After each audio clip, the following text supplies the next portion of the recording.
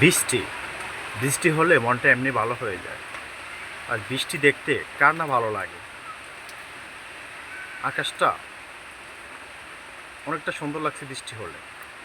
আর বৃষ্টি যখন পড়ে দেখেন কত সুন্দর একটা শব্দ হয়। এটা আসলে একটা প্রকৃতির ভালোবাসার একটা জায়গা। এই জায়গাটাতে মানুষ সুন্দর একটা মনোরম পরিবেশ থাকে। এটা হচ্ছে আমাদের ভালোবাসার জায়গা, খুবই সুন্দর।